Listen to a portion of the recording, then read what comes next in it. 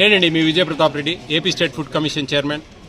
ఈరోజు రాయచోటి నియోజకవర్గంలో సంబంధించి ఈ చుట్టుపక్కల మండలాలు రాయచోటి టౌన్లో ఈ ఫుడ్ కమిషన్ ద్వారా ముఖ్యంగా civil supplies, ration shops, anganwadis, అలాగే మిడ్ డే మీల్స్ ప్రోగ్రాము, అలాగే ఈ welfare hostels, all welfare hostels, SC, ST, BC, minority, అలాగే గురుకుల పాఠశాలలు అన్నీ కూడా వాటిలో ఇచ్చే భోజనాలన్నీ తనిఖీ చేయడం జరుగుతోంది. ఇంకా ఈ ఫుడ్ కమిషన్ ఇంకొకటి ముఖ్యంగా కేంద్ర ప్రభుత్వం, ఇవన్నీ కూడా నేను చెప్పినటువంటి కూడా కేంద్ర రాష్ట్ర ప్రభుత్వాలు మిళితంగా ఇచ్చే ఫ్రీ స్కీమ్స్. ఇంకా ఇంకొకటి చివరిది ఓన్లీ సెంట్రల్ గవర్నమెంట్ ఇస్తుంది అనమాట.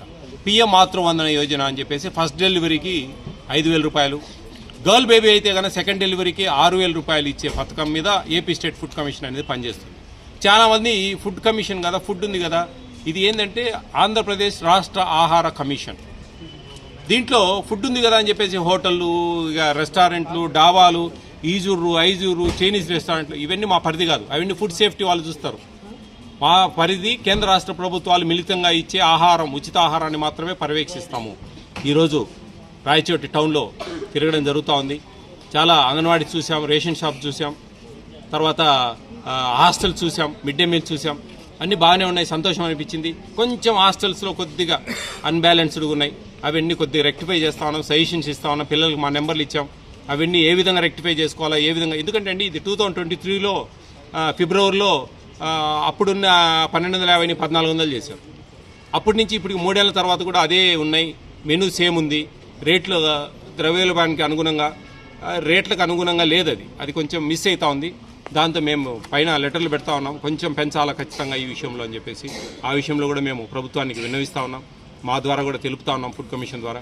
ఇవన్నీ కూడా జాగ్రత్తగా చేయాల్సిన పనులండి. అధికారులు ఎక్కడ కక్కుర్తి పడకుండా, ఎక్కడ ఎవరు కూడా ఇవన్నీ భోజనాలండి. మనం ఏదేదో ఎక్కడా లేవా లంచాలు, ఈయన ఒక్కడే దిగిండా ఇంకా అనుకుంటా ఉన్నారు. కాదండి, భోజనాలు, కడుపు తినే అన్నం, పేద పిల్లలు, పేద మహిళలు, రేషన్ బియ్యం, ఇవన్నీ కూడా చిన్న చిన్న పేదరికాలకి సంబంధించినవి. వాటిలో కూడా మనం కక్కుర్తిపడి డబ్బులు సంపాయాలని ఆశపడితే దేవుడు అనేవాడు ఒకడు ఉన్నాడు. ఇది ఎందుకంటే ట్రాన్స్పరెన్సీ ఉండదు. ఇది ఎందుకంటే ఈరోజు తిన్నాము అయిపోయింది. ఏం పెట్టినారు ఏంది అనేది పొద్దునికి సరిగా ఇప్పుడు 50 గ్రాములు 150 గ్రాములు చికెన్ పెట్టాలా, 175 గ్రాములు పెట్టాలా పెద్ద పిల్లలు, 157.5 గ్రాము గురుకుల పాఠశాలలో పెట్టాలా, 105 గ్రాములు ప్రీ మెట్రిక్ హాస్టల్స్లో చిన్నపిల్లల హాస్టల్లో పెట్టాలి. కానీ వాళ్ళు 50 గ్రాములు పెట్టినా కానీ పొద్దునికి ఎంత పెట్టినారు, ఏం పెట్టినారని ఎవరు చెప్పలేము. అది మనం మన మనసాక్షి ప్రకారం కొంచెం జాగ్రత్తగా చూసుకొని రేట్లకు అనుగుణంగా కొంచెం కేర్ఫుల్గా, మేము సంపాదించుకోవాల్సిన అవసరం లేదు అని ఆ వచ్చిన డబ్బులు వచ్చినట్టు ఖర్చు పెడతా ఉంటే ఆ తక్కువ పెట్టినా నో ప్రాబ్లం, సంతోషం, ఏ ఇబ్బంది లేదు. అట్లా వారానికి 6 ఎగ్స్ ఇవ్వాలా, ఇవన్నీ ఒక సిస్టమ్ ఉందండి, మెనూ ఉంది, ఆ క్వాంటిటీస్ ఉన్నాయి. అవన్నీ జాగ్రత్తగా పెట్టాలి హాస్టల్స్లో. ప్రతి ఒక్కరు కూడా జాగ్రత్తగా మనసు మీద తీసుకొని పనిచేయాలని చెప్పి కోరుకుంటా ఉన్నా. ముఖ్యంగా అధికారులండి, వాళ్ళు ఎక్కడ కూడా మీరు పొరపాటు చేయొద్దండి దయవుంచి.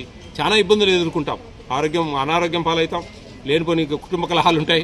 ఇవన్నీ శాపనార్థాలు అనుకోండి, ఏమన్నా అనుకోండి, జాగ్రత్తగా పనిచేయని చెప్పి అందరినీ కూడా కోరుకుంటా ఉన్నా. ప్రస్తుతానికైతే హ్యాపీగా ఉందండి. కొన్ని హాస్టల్స్ చిన్న ప్రాబ్లమ్స్ ఉన్నాయి, రెక్టిఫై చేస్తున్నాం, ఖచ్చితంగా బాగుంటుంది. ఇంకా రేషన్ షాప్స్ నేనేం కొత్తగా చెప్పాల్సిన పని లేదు. ఇంకా జరుగుతూనే ఉంది. అది మేము వస్తున్నామంటే షాపులు బీగాలు వేసిపోతా ఉన్నాం. ఇంకా ఆడ 2 కేలు తగ్గించి ఇవ్వడము ఇవన్నీ జరుగుతూనే ఉన్నాయి. అవన్నీ కట్టడి చేయాలంటే ఇక్కడ లోకల్గా ఉండే ఆఫీసర్లు అందరూ కూడా నిర్ణయం తీసుకోవాలా, ప్రభుత్వం గట్టి నిర్ణయం తీసుకోవాలా.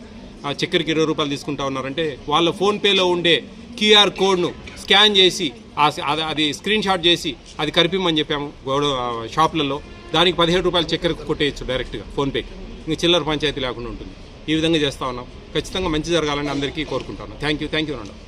ప్రతి ఒక్కరూ తప్పనిసరిగా యూట్యూబ్లోకి వెళ్ళి కడప వార్తను లైక్ చేయండి, సబ్స్క్రైబ్ చేయండి. ఇట్లు మీ జి రమణయ్య, ఎడిటర్, కడప వార్త.